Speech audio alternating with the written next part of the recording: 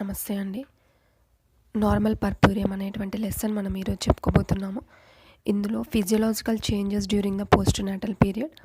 అంటే నార్మల్ పర్పూరియం అంటే తెలుగులో మనం సాధారణ బాలింత కాలం అంటే లేబర్ టైం తర్వాత ఉండేటువంటి కాలంని, శారీరక మార్పులు ఏ విధంగా జరుగుతాయి, ఏ విధంగా పరిశుభ్రతను పాటించాలి, minor disorders during the puerperium అంటే డిజార్డర్స్ అంటే కొన్ని రకాలైనటువంటి వ్యాధులు కానీ లేదా శారీరకంగా ఉండేటువంటి ప్రాబ్లమ్స్ ఏ విధంగా ఉంటాయి, డైట్ అండ్ రెస్ట్ అంటే ఏ విధమైనటువంటి ఫుడ్ తీసుకోవాలి అనేటువంటి కంప్లీట్ హెల్త్ ఎడ్యుకేషన్ అనేటువంటిది ఈ లెసన్లో మనం చెప్పుకోబోతున్నాము.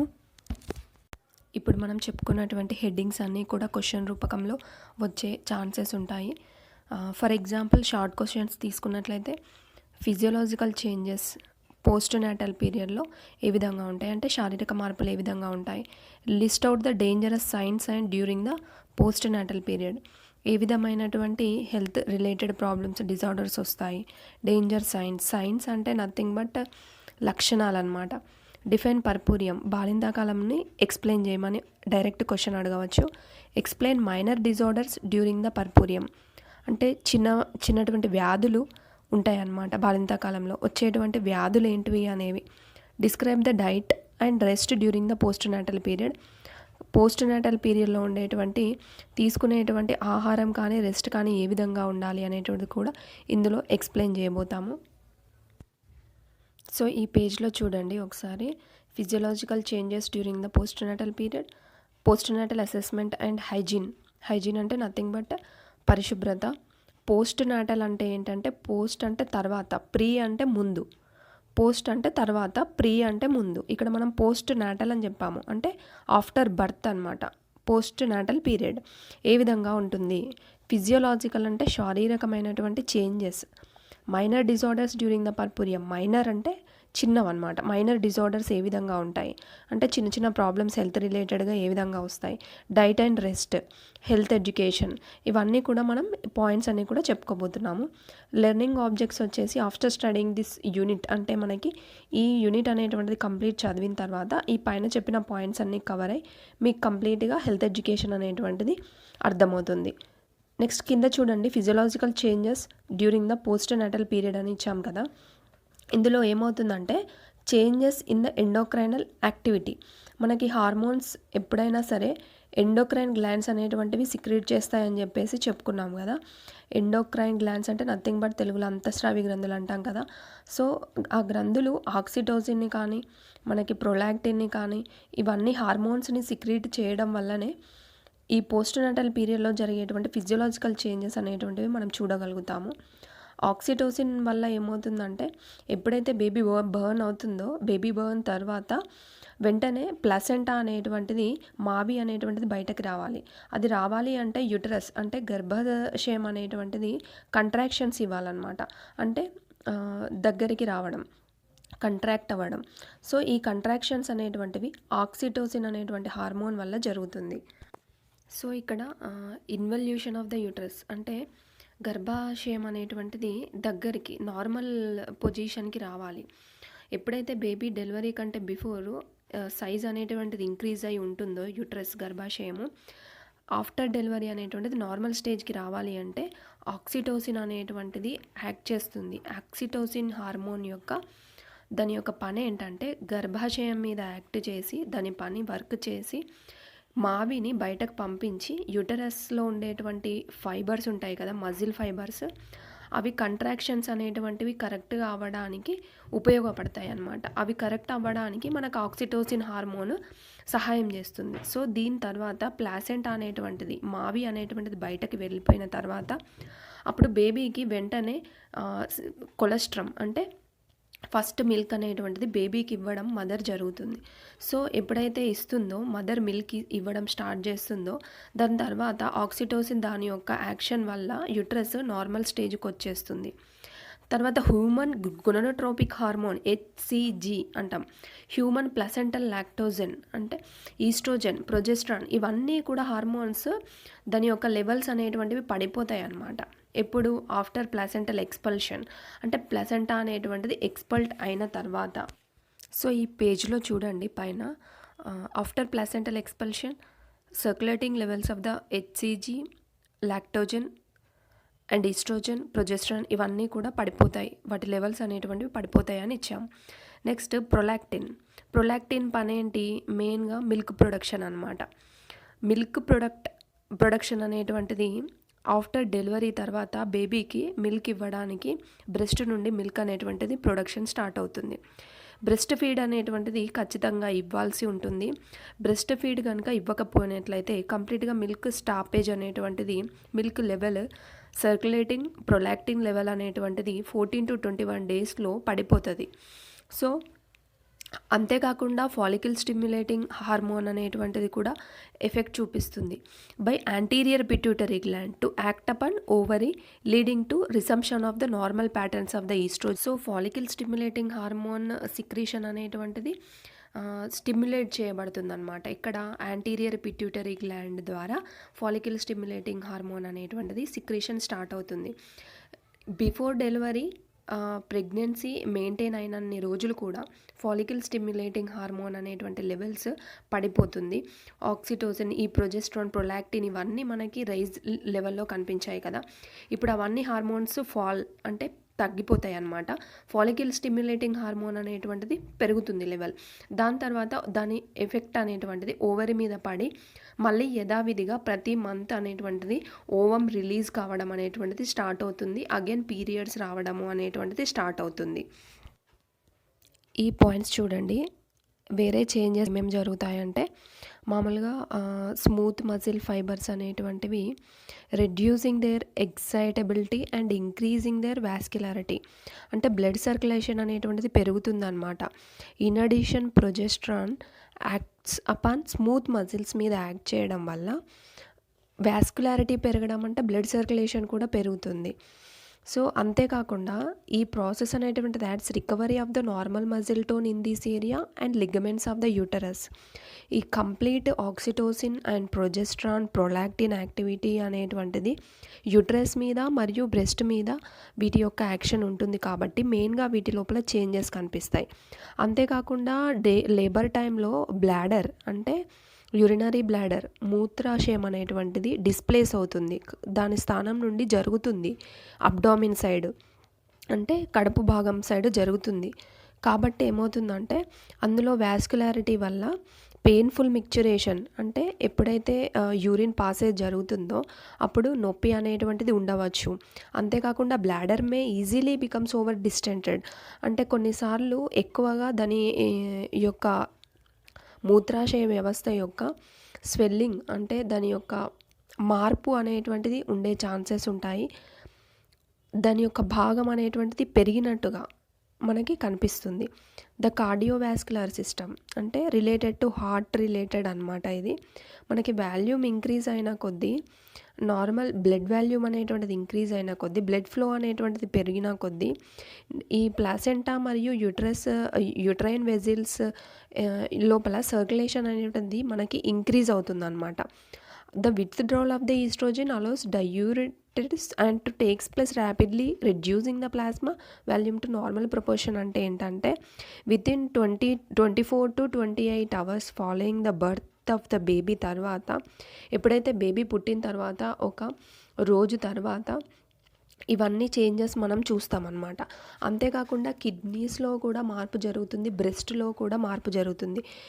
కిడ్నీస్లో ఏంటంటే renal action is increased in the early part of the puerperium. ఎందుకంటే కొన్నిసార్లు బ్లడ్ వాల్యూమ్ అనేటువంటిది తగ్గిపోవడం వల్ల అది దాని యొక్క ఫంక్షన్ అనేటువంటిది తగ్గుతుంది. కాబట్టి excretion of the waste products అనేటువంటిది తక్కువగా ఉండే ఛాన్సెస్ ఉంటాయి. Peak of this activity occurs within first 7th day of the puerperium. అంటే నార్మల్ పొజిషన్కి కంప్లీట్గా వీటి యాక్షన్ అన్నీ రావాలి అంటే అరౌండ్ మనకి 7th డే వరకు వచ్చే ఛాన్సెస్ ఉంటాయి.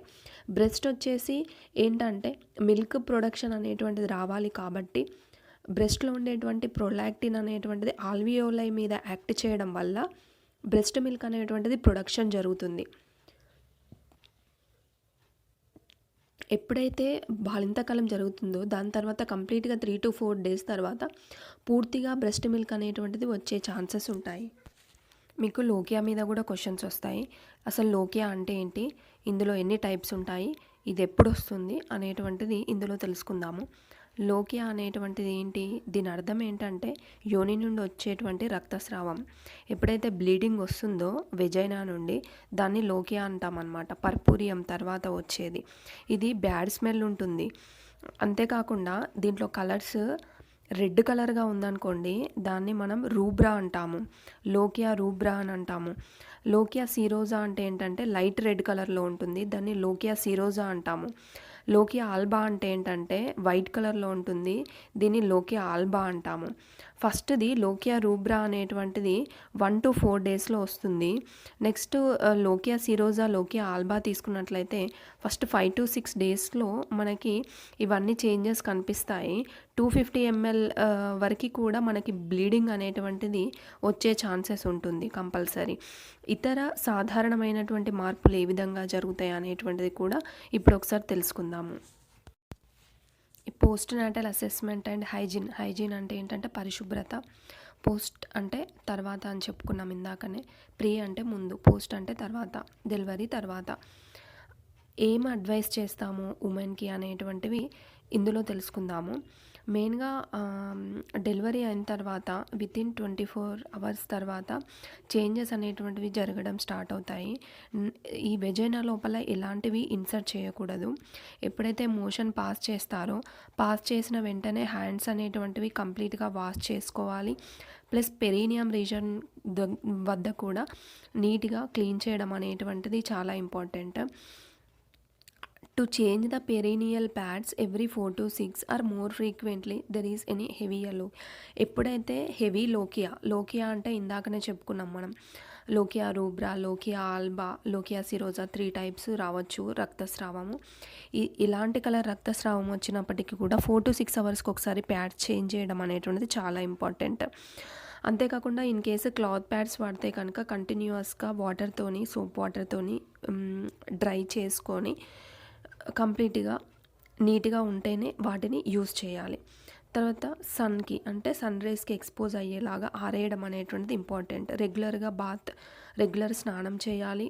రెస్ట్, స్లీప్ అనేటువంటిది ఇంపార్టెంట్. మళ్ళీ పెరీనియల్ వాండ్ అనేటువంటిది అంటే ఎప్పుడైతే మనము డెలివరీ తర్వాత వూండ్ అంటే ఇంజూరీ ఉంటాం కదా, ఆ ఇంజూరీ అనేటువంటిది రికవరీ అయ్యేంత వరకు కూడా సెక్షువల్ ఇంటర్కోర్స్ చేయకూడదు. To wash her hands before the handling the baby. ఎప్పుడైతే బేబీని తాకుతారో అప్పుడు దానికంటే బిఫోర్ ఖచ్చితంగా హ్యాండ్స్ వాష్ చేసుకోవాలి. నెక్స్ట్ వచ్చేసి న్యూట్రిషన్ అనేటువంటిది చాలా ఇంపార్టెంట్. ఆ ఉమెన్కి, స్త్రీకి న్యూట్రిషన్ యొక్క ఇంపార్టెన్స్ అనేటువంటిది తెలియజేయాలి. అంతేకాకుండా వాళ్ళ ఇంట్లో వాళ్ళకు కూడా న్యూట్రిషన్ గురించి అంటే హెల్త్ ఎడ్యుకేషన్ అనేటువంటిది చేయవలసి ఉంటుంది. ఏ విధమైనటువంటి ఫుడ్ తీసుకోవాలి అనేటువంటిది వాళ్ళకి మెయిన్గా చెప్పాలి. ఎవరైతే థిన్గా ఉంటారో స్త్రీలు, అంటే సన్నగా ఉండేటువంటి వారికి న్యూట్రిషన్ అనేటువంటిది ఎటువంటి న్యూట్రిషన్ తీసుకోవాలి, ప్రోటీన్ ఎటువంటి మాంసకృతులు తీసుకోవాలి అవన్నీ కూడా ఎక్స్ప్లెయిన్ చేయాలి. వాళ్ళ ఇంట్లో వాళ్ళకు కూడా ఎక్స్ప్లెయిన్ చేయాలి. వాళ్ళ హస్బెండ్కి, అత్తగారికి ఎక్స్ప్లెయిన్ చేయాల్సి ఉంటుంది. అంతేకాకుండా మెయిన్గా ట్యాబూస్ ఉంటారు. ట్యాబూస్లో ఏంటంటే వాళ్ళు సాంస్కృతిక పరంగా ఉండి వాళ్ళ ఆచారానికి తగ్గట్టుగానే ఫుడ్ తీసుకుంటాం మేము, అన్ని విధములైనటువంటి ఫుడ్ తీసుకోము అనేటువంటి కొన్ని ఆచారాలు ఉంటాయి కదా. అలాంటి వాళ్ళకు కూడా హెల్త్ ఎడ్యుకేషన్ చేయడం వల్ల, న్యూట్రిషన్ యొక్క ఇంపార్టెన్స్ తెలపడం వల్ల వాళ్ళకి సరిగా ఫుడ్ తీసుకునేటువంటి అవకాశం అనేటువంటిది ఉంటుంది. అంతేకాకుండా కాంట్రాసెప్షన్ అనేటువంటిది వెంటనే ఆఫ్టర్ ది బర్త్ అనేటువంటిది కొన్ని రోజుల వరకు అవసరం ఉంటుంది contraception. Next care of the new burn, పుట్టిన వెంటనే బేబీని జాగ్రత్తగా చూసుకోవాల్సినటువంటి అవసరం ఉంటుంది. బ్రెస్ట్ ఫీడింగ్ అనేటువంటిది compulsory. Registration of the birth, ఎప్పుడైతే పుడతారో హాస్పిటల్లో పుట్టిన వెంటనే డేట్ అవన్నీ కూడా రిజిస్ట్రేషన్ చేయించుకొని, ఆన్లైన్ రిజిస్ట్రేషన్, తర్వాత పంచాయతీలో రిజిస్ట్రేషన్ అనేటువంటిది చేయించుకున్నట్లయితే తర్వాత స్కూల్కి వెళ్ళే టైం వచ్చేసరికి స్కూల్లో మనం నేమ్ అయితే ఎప్పుడైతే ఇస్తామో అప్పుడు డేట్ ఆఫ్ బర్త్ అవన్నీ కూడా రిజిస్ట్రేషన్ చేయించారా, బర్త్ సర్టిఫికెట్ ఉందా అని చెప్పేసి అడుగుతారనమాట. సో దాన్ని బట్టే మనకి ఫర్దర్ రిజిస్ట్రేషన్ అనేటువంటిది ఉంటుంది స్కూల్లో. కాబట్టి కంపల్సరీ బర్త్ సర్టిఫికేట్ కూడా తీసుకోవాల్సి ఉంటుంది. నెక్స్ట్ వచ్చేసి పోస్ట్ పార్టమ్ విజిట్ అని ఉంది చూడండి. పోస్ట్ పార్టమ్ విజిట్ అంటే ఏంటంటే ఆఫ్టర్ డెలివరీ తర్వాత మనము 2 డేస్ వరకు కూడా డాక్టర్ అడ్వైస్ తీసుకోవడం అనేటువంటిది ఇంపార్టెంట్. చెకప్స్ అనేటువంటివి చేయించుకోవాలి. ఇప్పుడైతే నార్మల్గా హాస్పిటల్లో డెలివరీ అవుతుంది కాబట్టి ఖచ్చితంగా 3-4 డేస్ అనేటువంటిది పేషెంట్ని అడ్మిట్ చేసుకొని బ్లీడింగ్ ఏమైనా ఉందా, వాళ్ళ హిస్టరీ తీసుకునేటప్పుడు కూడా వెజైనల్ బ్లీడింగ్ ఏమైనా ఉందా, బేబీకి ఏమైనా కాంప్లికేషన్స్ ఉన్నాయా, అవన్నీ చెక్ చేసుకుంటాం అన్నమాట.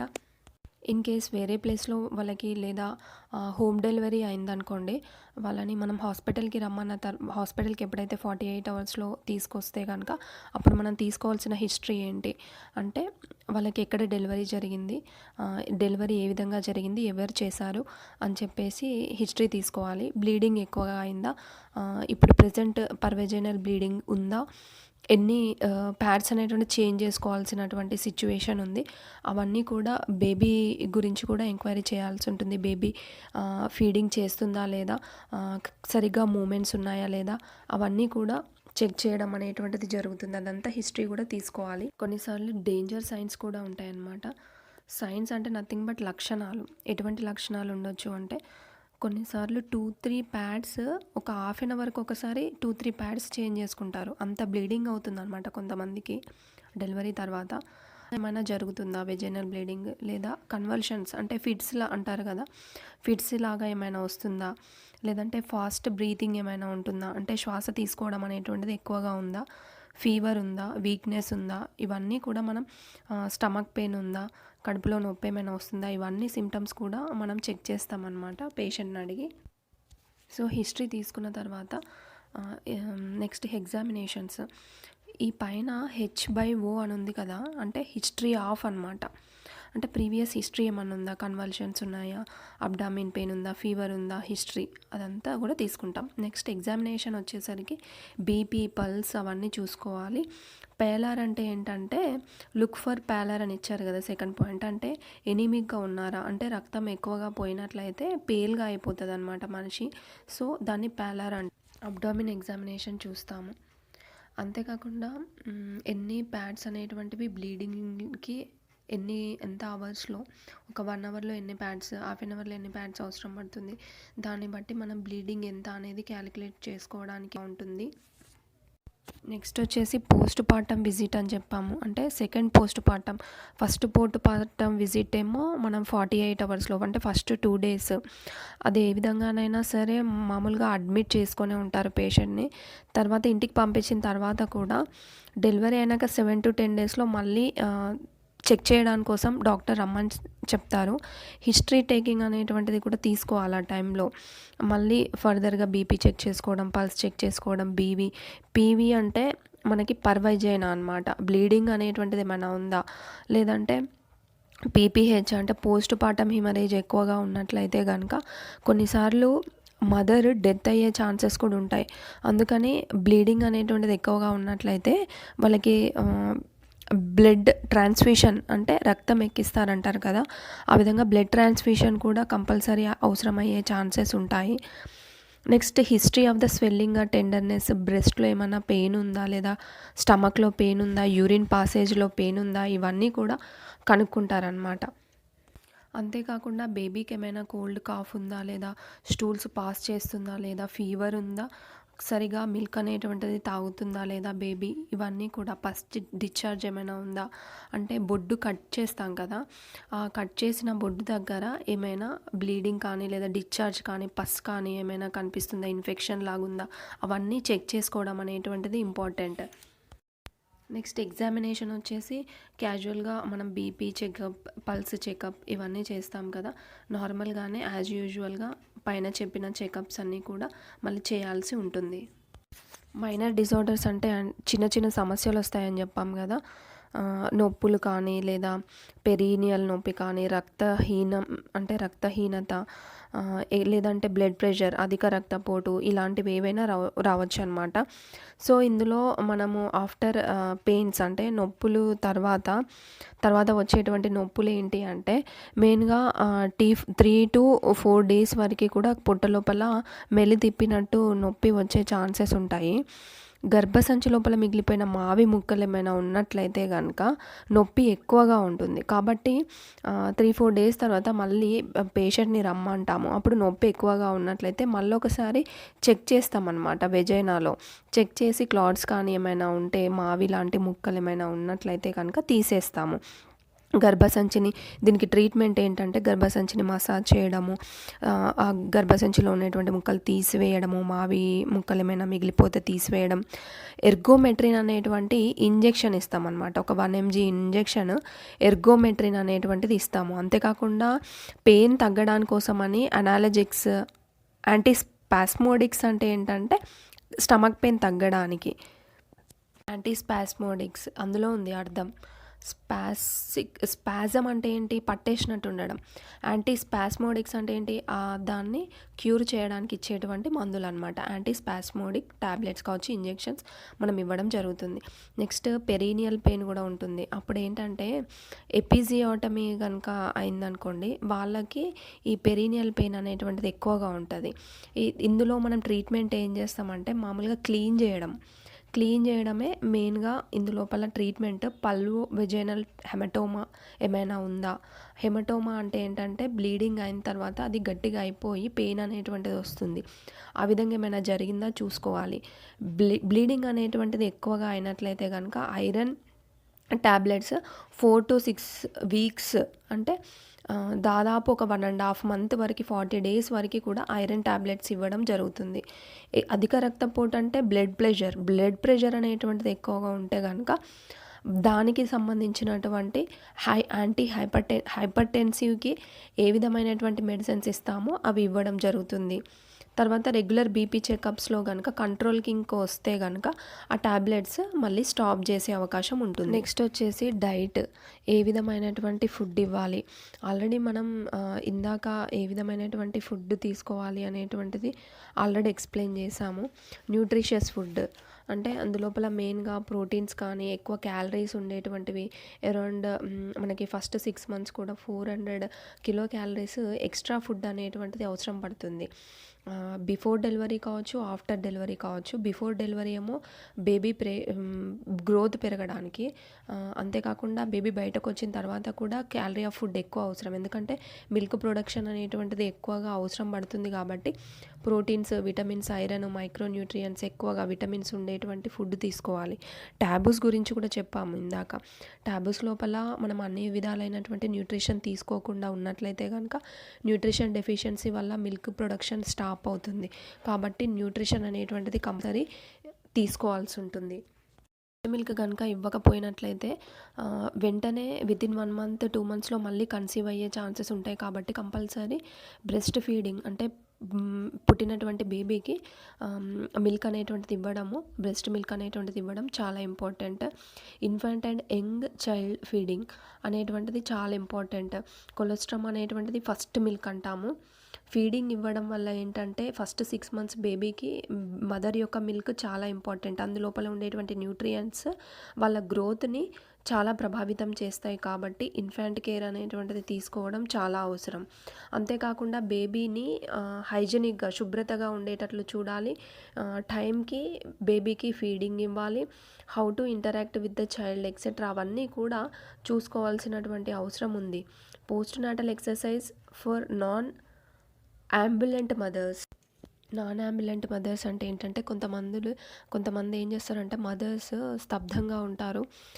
సరిగా ఎక్సర్సైజ్ చేయకుండా, వాకింగ్ చేయకుండా ఉండడం వల్ల పెల్విక్ మజిల్స్ అనేటువంటివి వర్క్ ఫంక్షన్ అనేటువంటిది తగ్గిపోయి వివిధ వ్యాధులు వచ్చేటువంటి ఛాన్సెస్ ఉంటాయి. కాబట్టి నార్మల్ ఎక్సర్సైజ్ అనేటువంటిది కంపల్సరీ అవసరం. వాకింగ్ అనేటువంటిది అవసరం. అంతేకాకుండా బేబీ కేర్ తీసుకోవడం అనేటువంటిది మదర్ యొక్క బాధ్యతగా ఉంటుంది. బేబీ ఫీడింగ్ కానీ, బేబీ యొక్క పరిశుభ్రత మెయింటైన్ చేయడం, ఇవన్నీ కూడా ఈ హెల్త్ ఎడ్యుకేషన్లో మనం చెప్పబడ్డాయి.